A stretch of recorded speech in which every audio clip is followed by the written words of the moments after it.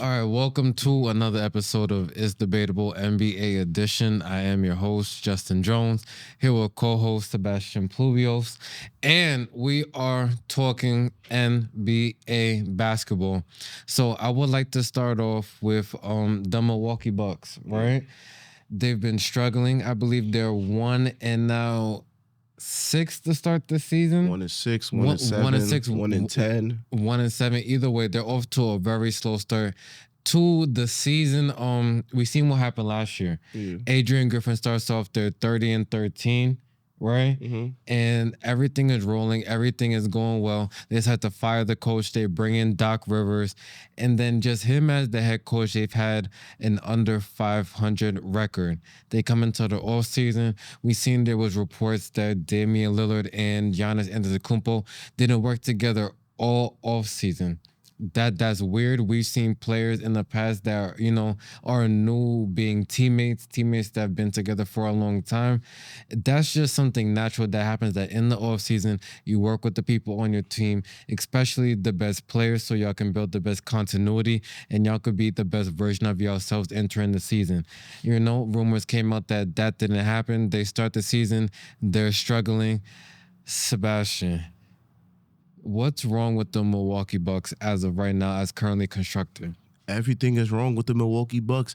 And I started off by saying the last episode, it's a Doc Rivers team, man. What do you expect when it's a Doc Rivers team?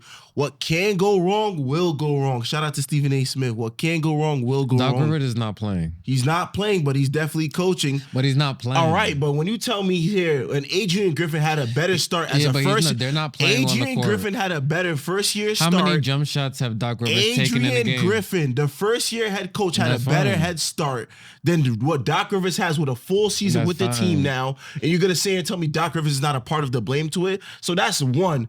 It's a Doc Rivers-led team, which I've been saying thus far. Right, but he's not playing. Okay, fair enough to your point. Second of all, both Dame and Giannis are not on the same type of time, and they're not on the same chemistry. They're just going out there, two superstar players that are just, playing their games. We don't see no in-between games. We don't see them working on the pick and rolls that everybody was raving about when this trade first happened. We don't see none of that. So now it's just two individuals that are just, doing their own thing out there. There's no chemistry whatsoever.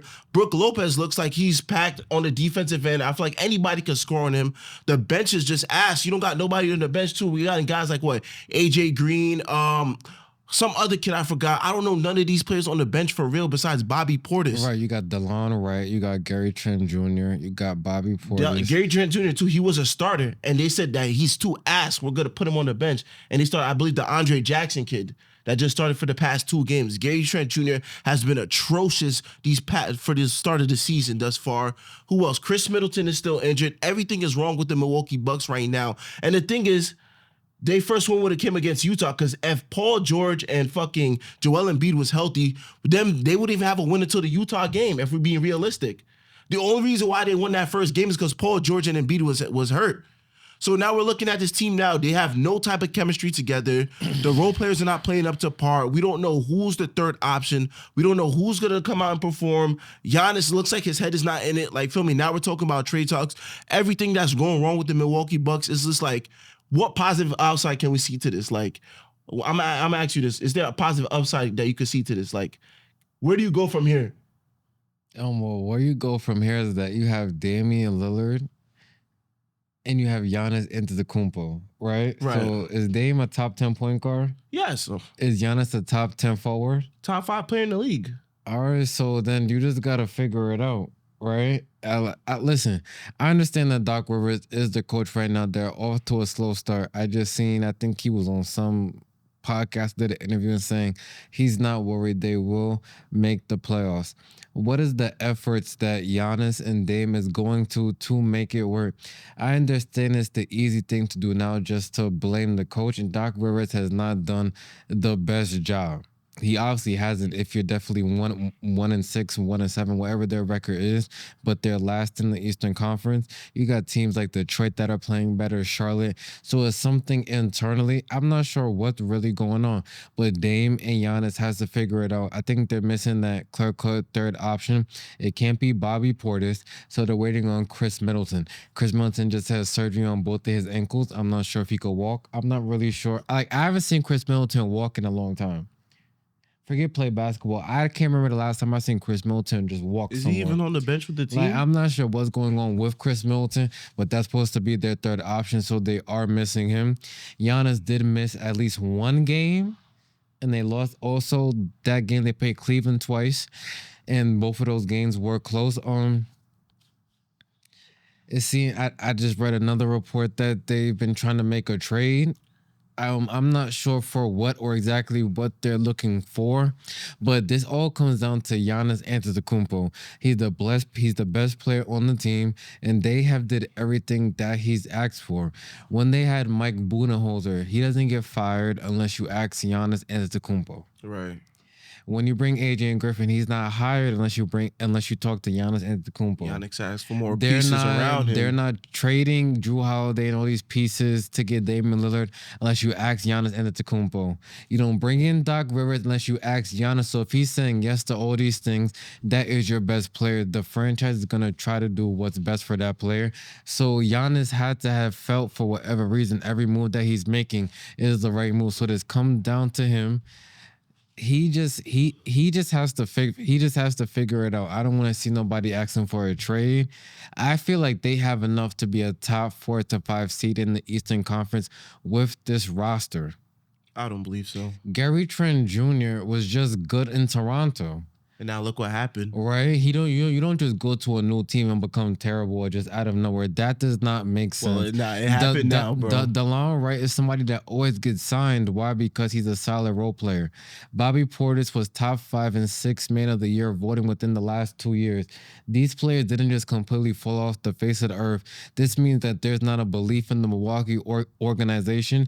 And when a team doesn't believe, you're not going to get the best versions of these players. I'm not sure exactly what it is, but we're not going to put it all on Doc Rivers like he's the only problem. If you want to say he's a factor, fine, but he cannot be the determining factor. I just don't believe that. So you're going with Giannis as the determining factor? Well, yeah, because he's agreed on all these decisions. They don't make some of them, right? If you've seen that your team was better with Drew Holiday, right? It's saying, like, I remember even when that trade happened, it came out that, right, he was blindsided by the trade and he didn't. So you're telling me they didn't ask you? No, they didn't. Well, I don't know. Stop, bro. Like, we can't just keep lying. The thing with lying is that once you lie one time, you have to keep doing it. Right? So Giannis probably just lied and now you got to keep lying. There's no way you're the face of the franchise and they don't bring up to you trading their next best player. That's ridiculous. We're not going to lie. Let's tell the truth. You wanted all these things. You got it. Now you have to live in the bed that you have made. I don't know, man. I don't know where this team goes from here. There has to be some type of 360. You keep playing and try to win games. What do you mean? Go. What do you mean? There's nowhere to go. But it's you not have two clicking, of the top bro. 20 best players It's in not the NBA. clicking. That's an excuse. It's not clicking, though. Go ahead, get them. It's not clicking, Give them though. their excuse. Go ahead. What? There's no excuses. Just not clicking. So figure it out. What is there to figure it out? You just got to coach. You got to play better.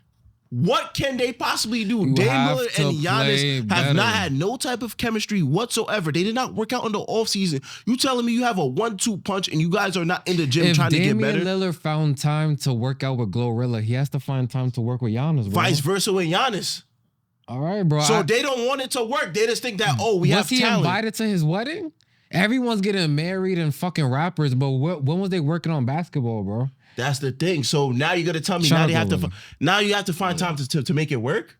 Hell no, man. This is not going nowhere, man. You have expendable pieces like Brook Lopez, Bobby Portis. Somebody gotta go. I'm not gonna lie. Somebody has to go in order to get a new piece, fresh faces on this roster that are willing to pay. Because right now, I don't even think Bobby Portis' head is in the game, bro. He just got robbed in his own Milwaukee. He just got robbed in Milwaukee, man. And they took all his stuff. They took his championship. They took all types of shit from him, man. His head is not in it. Yo, this Milwaukee Bucks team, This is like this is the saddest start I think I've ever seen, man. For a team that has expectation to be last in the Eastern Conference over the freaking Pistons that are hooping right now, the Brooklyn Nets, Chicago Bulls, the Charlotte Hornets, the Indiana Pacers, like all these teams are doing better than the Milwaukee Bucks. Never in my wildest imagination when we were talking, giving our season prediction, would I have the Milwaukee Bucks dead last in the conference right now, going 1-7? Realistically, could have been what? No, I still have them going to the Eastern Conference Finals. Oh, you're drunk. And then possibly the NBA Finals. Oh, you're drunk. They're going to figure it out, bro. How many times do we start doing this podcast segment? A team starts off and then falls out. We started last season. How hot did the Utah Jazz start out? I'm asking the question. It was hot like the sun. Okay, and then what happened? Okay. So, no, I'm asking the question. What happened? They didn't make the playoffs. Simple as that.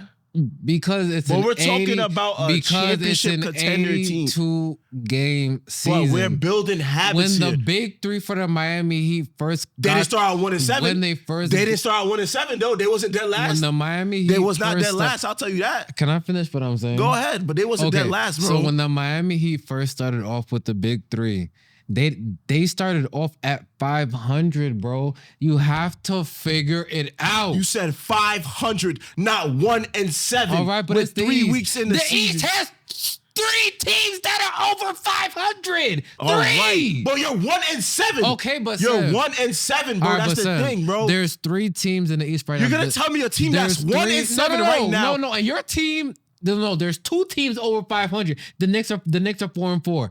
Yeah, y'all are nasty this season. But the Bucks are nasty. Don't talk to me. Okay, but I'm saying there's 2 teams over 500. So what? What are you? All these teams is ass. There's 2 teams. But you're telling me the Cavs a team with 2 superstars is ass? Are the only 2 teams you're over 500 me a team with 2 at this superstars. current date? You're telling me a team with 2 superstars right now, and Damian Lillard and Giannis Antetokounmpo, that's an NBA champion, a former MVP, a defensive player of the year. You have Bobby Portis on the bench, that's a 6-man of the year candidate. Brook Lopez, who's been defensive player of the year candidate before, and you're 1-7. They're missing Chris Middleton, number 1. I don't give a fuck who you missing. So you have enough talent to not be 1-7. They're missing Chris Middleton. They lost to the Brooklyn Nets. Right, and Giannis didn't play one of these games. He didn't play the back-to-back against the Cavs. Okay, so it was a close game. Wasn't it a close game? Whoop-de-doo. Oh, okay, my fault. What was it not a close game? Well, actually, they're 2-7. My fault. They're 2-7. Exactly. They beat the Jazz by 30. Just like there's 2 teams in the East that are over 500.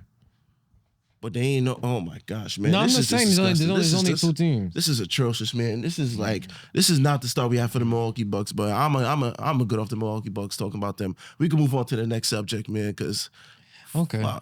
Okay, so moving on to the next topic. Damn, I forgot the next topic.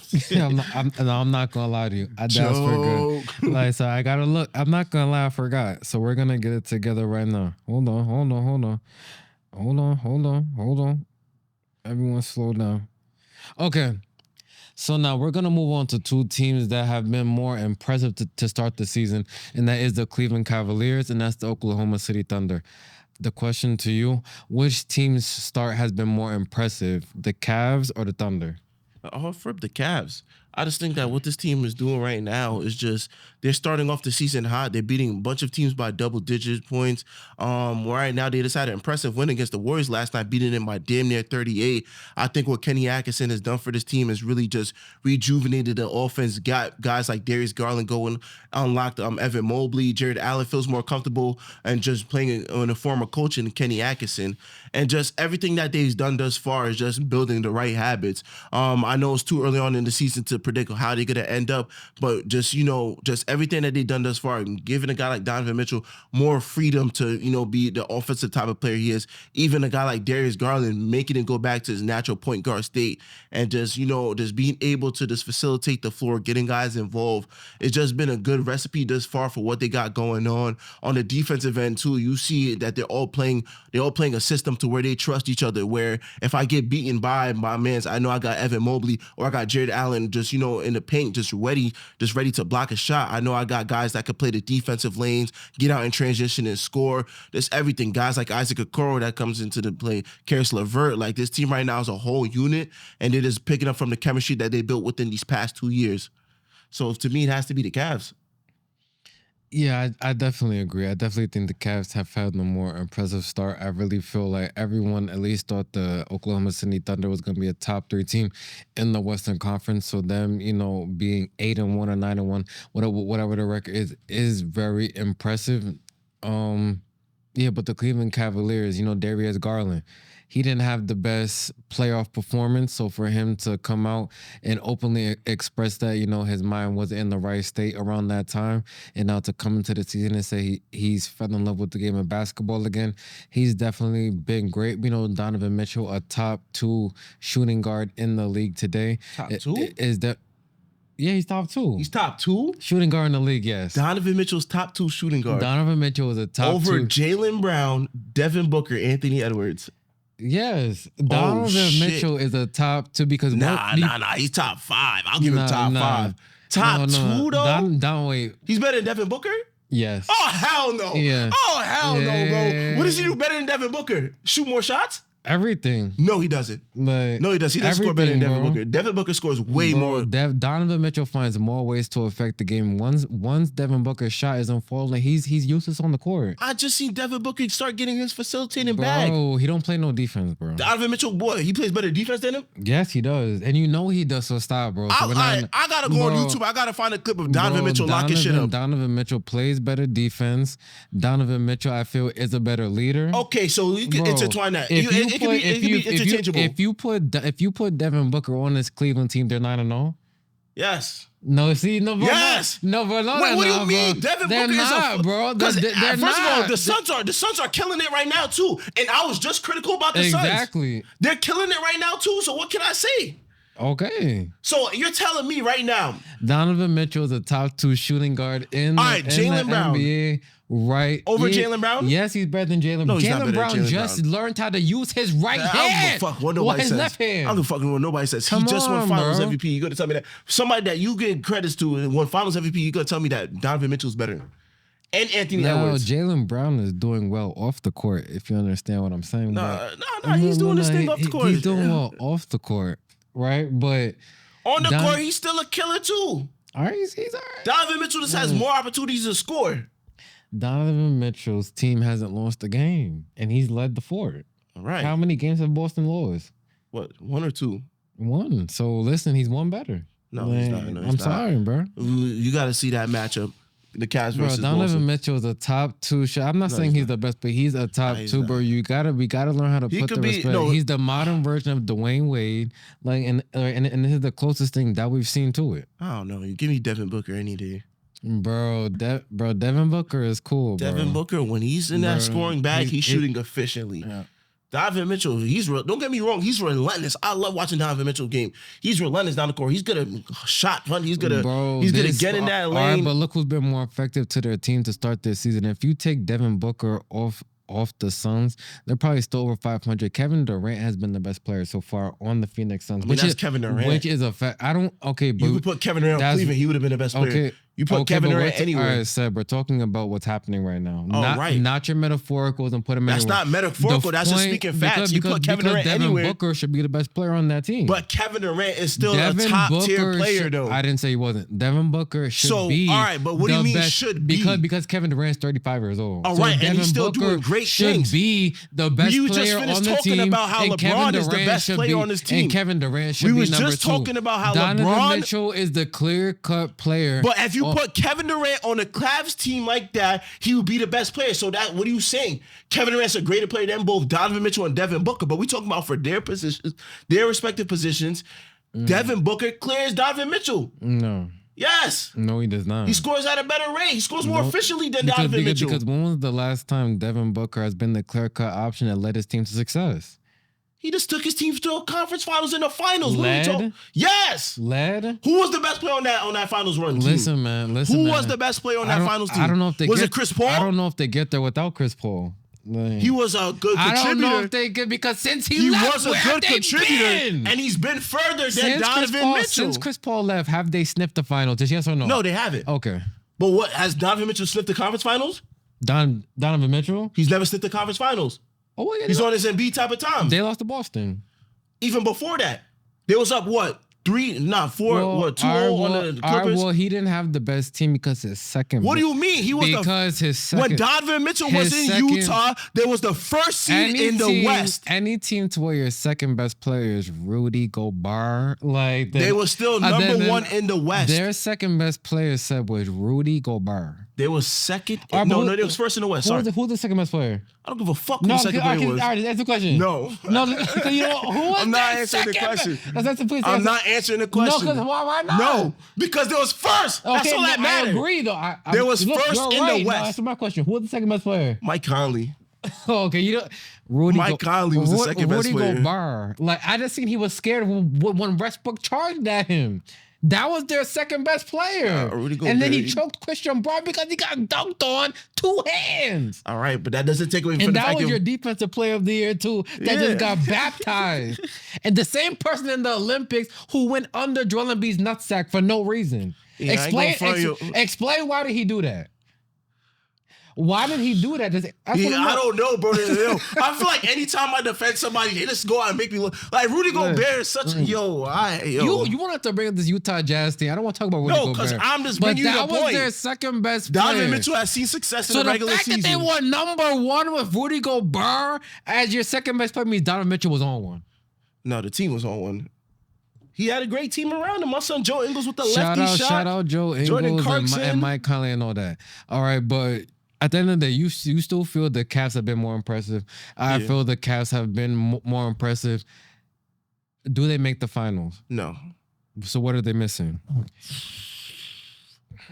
I think you need another piece. I don't know what the piece is. It might be a small forward, man. And I've been raving about if you find a way to get... So you don't like Karis LeVert? You don't like Isaac Okoro? No, I like them. They're cool pieces, but they're not like pieces that are going to get you over the hump. Isaac Okoro, when it comes down to it... They got D-Wade. D-Wade. Man. No, I'm just saying it's just not when it comes D-Wade. Playoff time, I don't think Karis LeVert could win you a game. I've seen him go on for that.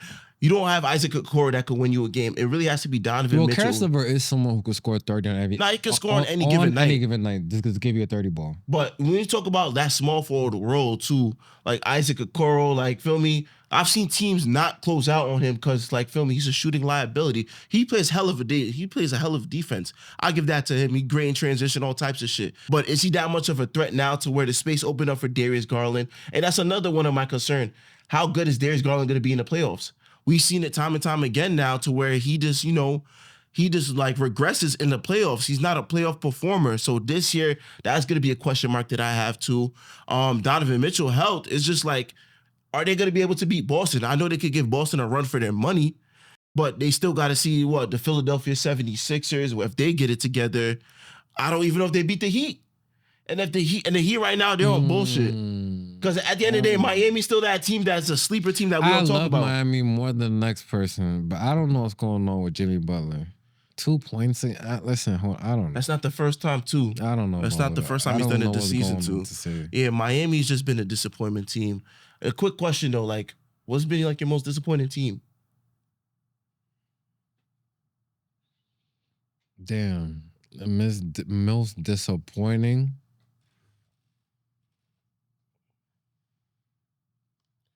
I don't know. Like, I can't. The most disappointing on top of head, I might say the New York Knicks. What the fuck? Because I thought they were gonna be just more. Everyone was real high, and they thought because last year they had this large run, and they're just 500. What's wrong with 500?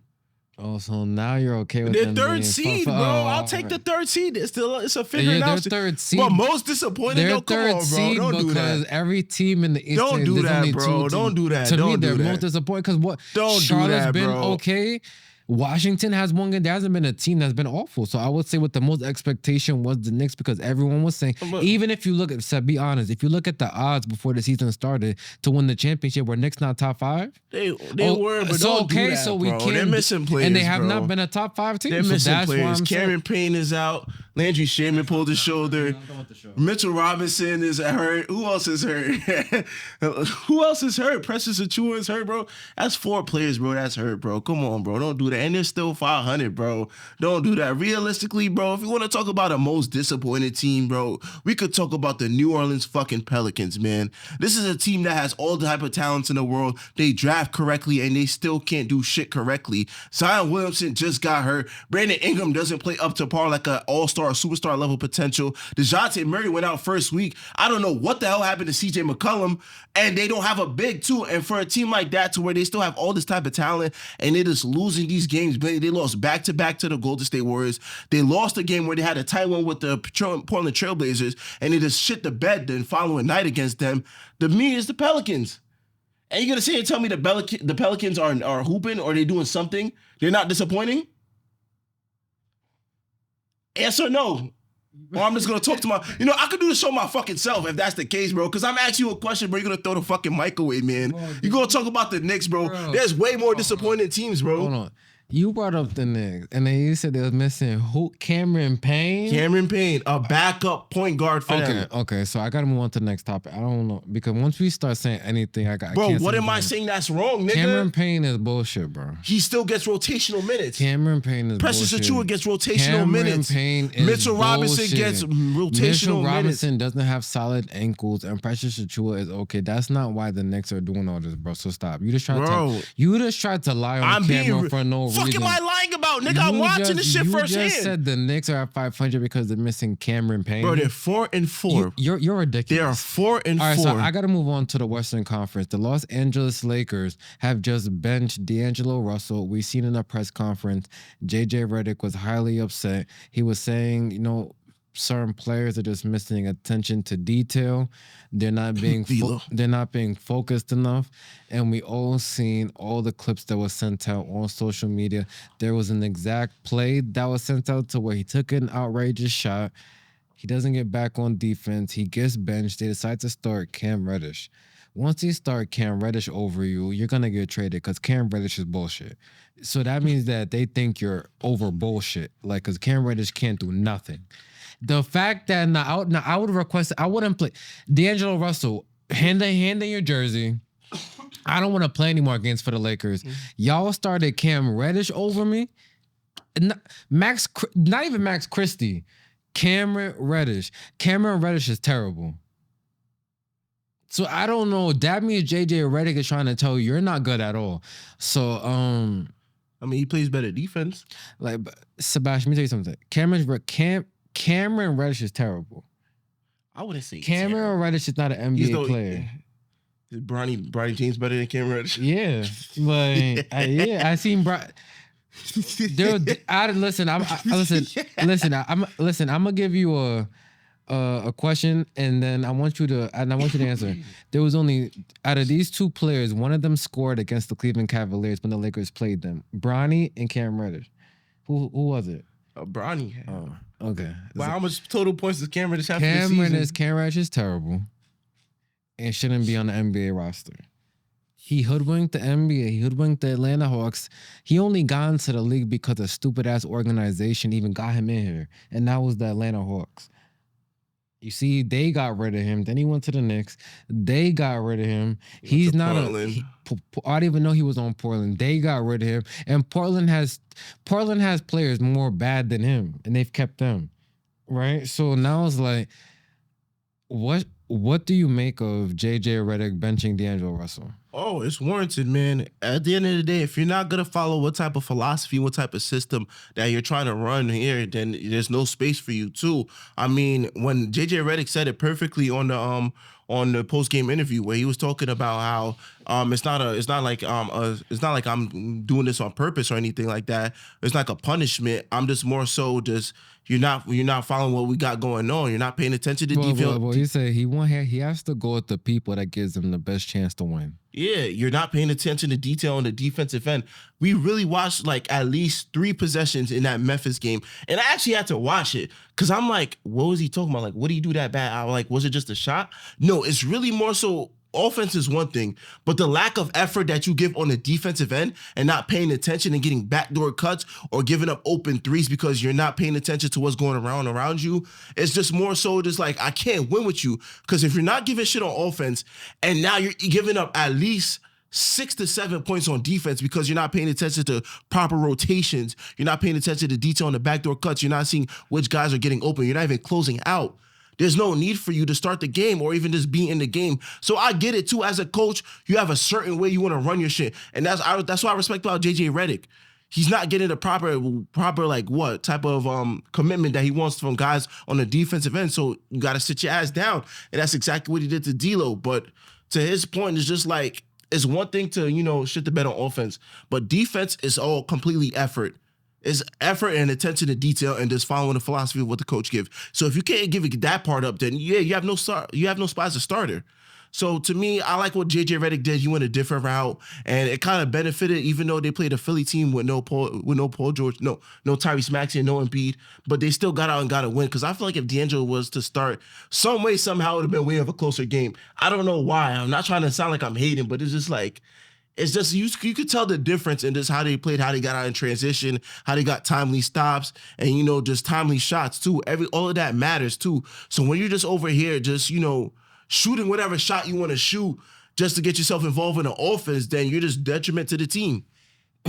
Right. So D'Angelo Russell, shout out to Chiney Ogwumike, right, from NBA Today. And I think she broke it down the best way. He just doesn't play like a professional basketball player. If you watch D'Angelo Russell play, it's very and one mixtape.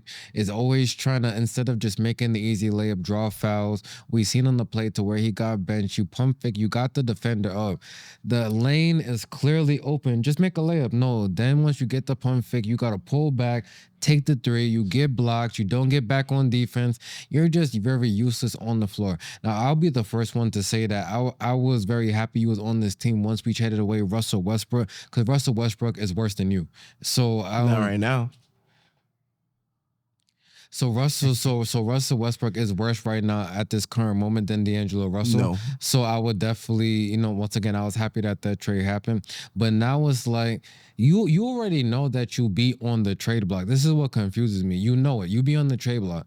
So why do you keep playing like this? I don't get it. It's like everything is a joke. You're just not being serious enough. And once again, you are not playing like a professional basketball player. Once again, you just got benched for Cam Reddish, who's not a guard. Like you didn't even get benched for the backup point guard. You just got benched for whatever player he just found that played even a little bit better than you. So yes, Cameron Reddish has been a little bit better on defense than D'Angelo Russell. I've seen it. What do you fucking do?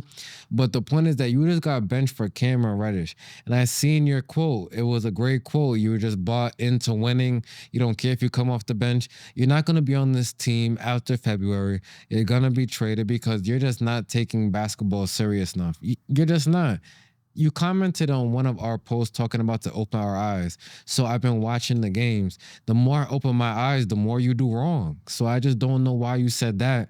I'm just confused. I don't know. And then it's like I can't feel bad for you because you could have been a free agent and left. You opted into your contract because you wanted the money. So now whatever happens to you is just gonna happen. So it's just been a disappointment. Like, you're just not even shooting efficiently. The problem is you're not consistent enough. You've had good games with your tenure on being with the Los Angeles Lakers. No one's saying you've never had a great game. You have, but you're not consistent enough to be a starting point guard in the Western Conference on the offense or defensive end. If you look at someone like Austin Reeves, you could say he doesn't play defense either, but he's way more consistent offensively. Period. And he's a third-year player. You've been in this league for a long time. You've been on multiple teams. And you just haven't. Your game hasn't grown at all from when you was drafted till now. Your game is just the same. Because what has he gotten better from since being drafted? Shooting. That's really about it, I could say. But he's not a consistent shooter because right now he's shooting under 45% from the field. I think that has a lot of just because I seen something online where it shows that he changes like his shot, like the way he shoots the ball, like every type of possession. There's like no consistency to his shot, so it looked like he just be shot chucking and like he just be like flaring his legs in the air, just like it's a weird form that he got going on. But the thing about D'Angelo Russell too, when he's on, it's like it looks great when he's knocking down shots. He's getting people involved. D'Angelo Russell could be, a good player in this league. Which I still think he is. I just don't think LA might be the right scenery for him. Because right now, like when they look at it, LeBron don't got that much years left. Anthony Davis is like, feel me, on the back end of his career damn near. Like this is the time to maximize the greatness that's left within LeBron James and Anthony Davis. So now if you're bullshitting around and you're not following the philosophy where JJ Redick is dead serious about winning a championship and trying to maximize however left these players got, then there's no space for you there. Then maybe you could do that shit on another team. Another team might be able to go for that. But on this Lakers team right now, I just think that they needed more of a better option. And this is why even last year when we talked about it, they could have traded for a guy like DeJounte Murray. DeJounte Murray's not doing none of that. DeJounte Murray will get you those stops. And I told you that, and then you said you'd rather have D'Lo. At that time, yeah, if I did, yeah. So would you still say you rather have D'Angelo Russell than DeJounte Murray? At this DeJounte Murray's not healthy, so I can't really say that. But I still would take DeJounte Murray though, because at the end of the day, though, it's like the best ability is available. No, 100%. But in D'Angelo Russell's case, is that the fact right now? The best ability is availability. But for D'Angelo Russell's case right now, and what the best ability for D'Angelo Russell's case right now. Okay, yeah, I don't care if it was the case for anybody for fucking Mario Chalmers. The best ability is availability. You just went on a whole 5-minute rant about how garbage D'Angelo Russell has played. Yeah, but he's still available to produce something. I don't think you want him to be available. DeJounte Murray's not available. I don't think you want him to be available. No, okay, but DeJounte Murray. You just said he just got benched for Cam Reddish. Is not available. You just said he got benched for Cam Reddish. I don't think you want him to. Is DeJounte Murray available? Not for a couple weeks. Maybe 2 more weeks. No, but right now is he available? 2 more weeks. I could go 2 more weeks. Yo, y'all know he can't. Can you go 2 more weeks with D'Lo playing like this? Can you go 2 more weeks with D'Angelo Russell playing like this? Yes or no? Answer the fucking question. Can you go 2 months? Yeah. Can you go 2? Would you rather wait 2 weeks for DeJounte Murray to come back? I asked you, is DeJounte Murray available? No. Okay, so that's why. Hold on. Okay, I answered your question. Fair enough. Okay, but can off the bench, yeah. No, you're tired of it. So yes, I am tired of it. You're tired. But you're saying off the bench, then yeah. Tell me. So would you rather as a starter? No. Would you rather wait 2 more weeks for DeJounte Murray to get back?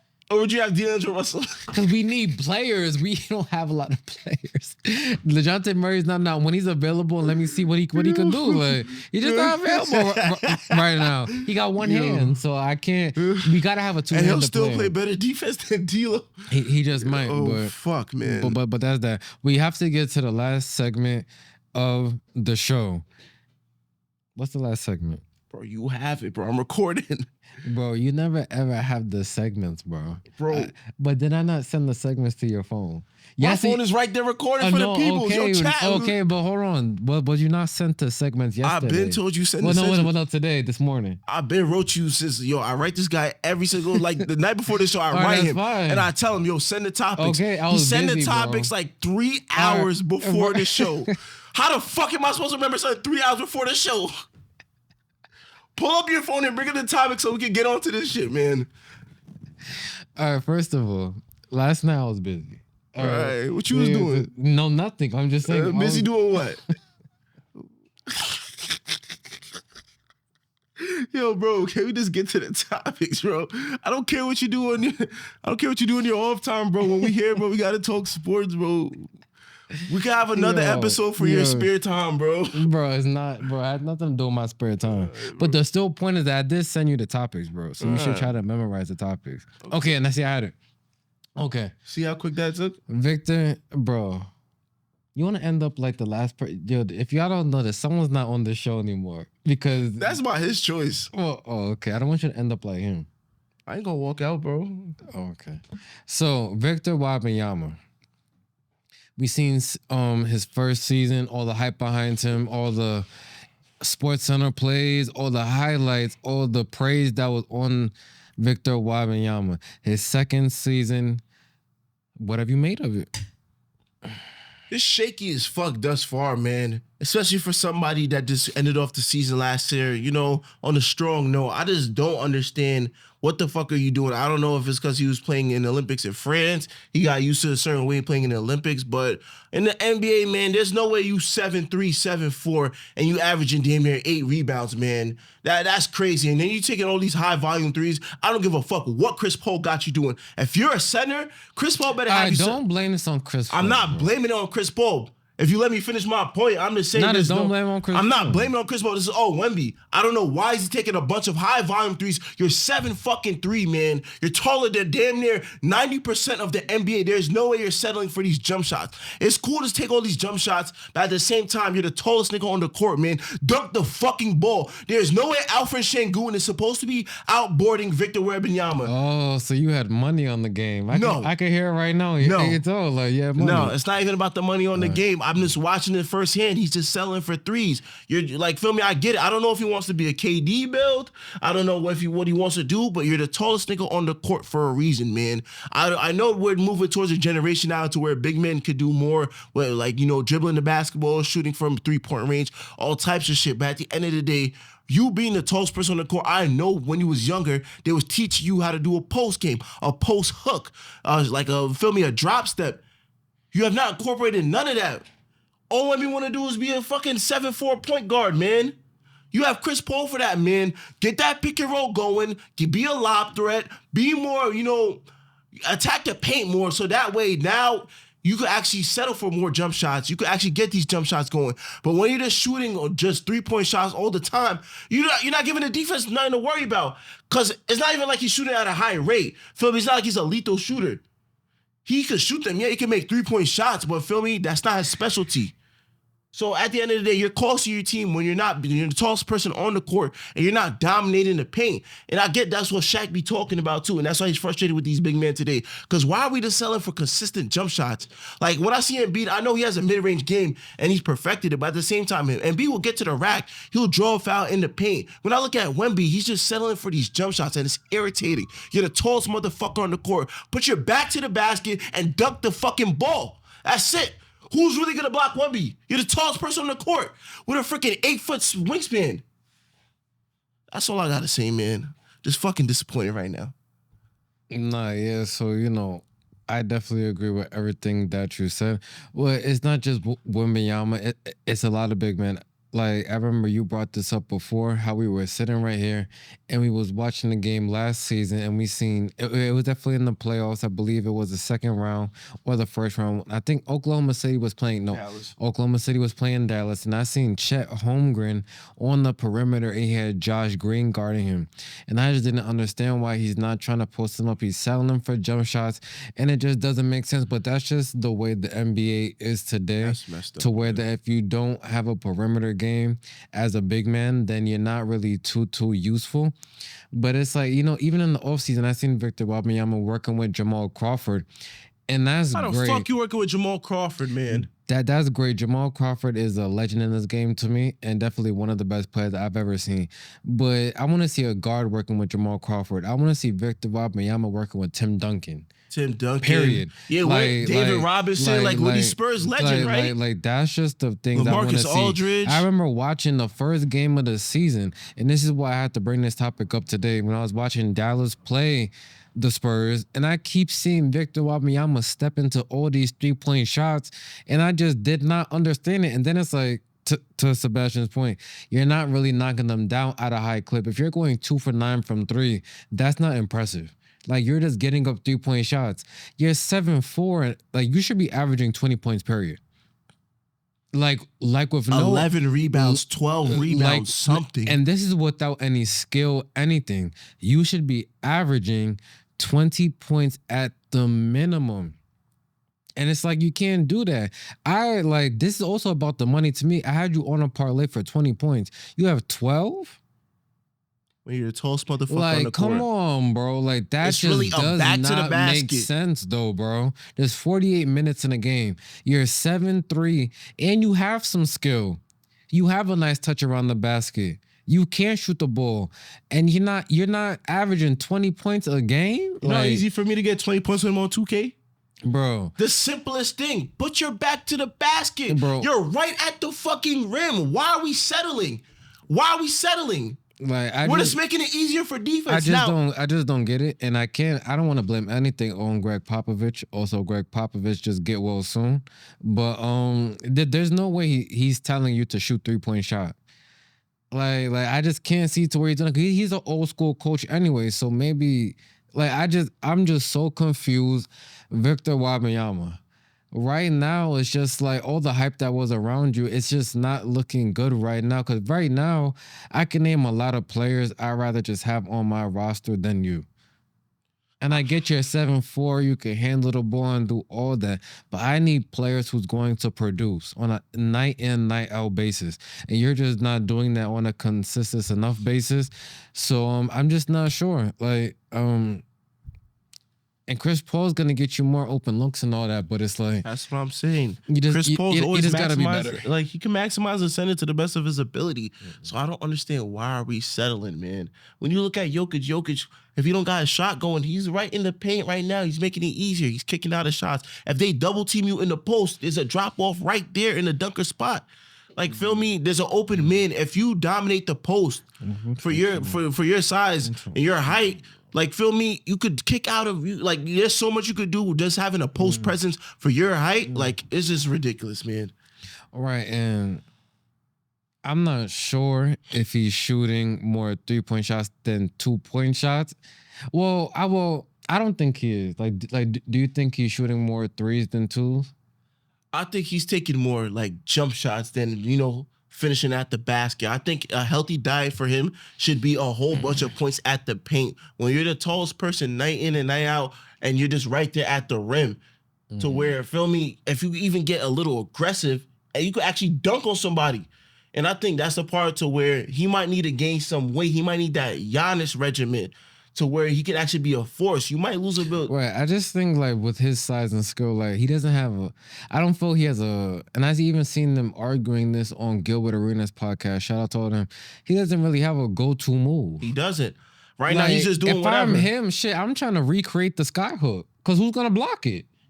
That's the point, you just can't, like that move you can't block anyway. Now he's 7'4". I would just perfect that and I would average 40 a night. Like, but just look at Jokic how to stop it. He has a hook. Like when he's back down in the paint, he has a hook. I haven't seen Wemby take a hook. I seen him take fadeaway mid-range shots like Kevin Durant, bro. And I understand that. Y'all have, like, feel me? You could do that type of shit. But just get the basics first out the way. Like, feel me? Get the basics. You the tallest man on the court, man. And you just settling for jump shots, bro. That shit is so irritating. I see why Shaq be getting tight. I literally see why Shaq be getting mad at these players nowadays, because you're stepping away from the fundamentals and settling for jump shots. Back when I was younger, I was the tallest person on the court. I was only 6'4". I only grew to be 6'4". I couldn't even shoot a shot without getting subbed out. Because my job was to crash the board and go right back up with it. Be the biggest person on the court. Shit, bro. But times change, though. The game evolves. So I guess that's the reason why I'm in, but...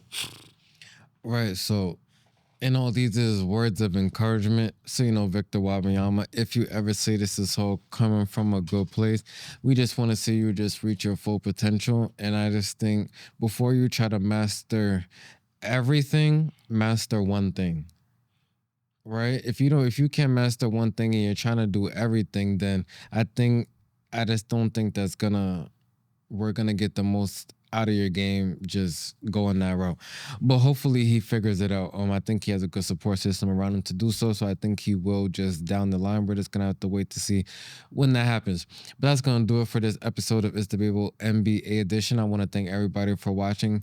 Please, if you're watching, like, comment, subscribe on the video. Follow us on all social media platforms at It's Debatable _, and follow me at Justin Jones on all at Facebook for more details and developments on the platform.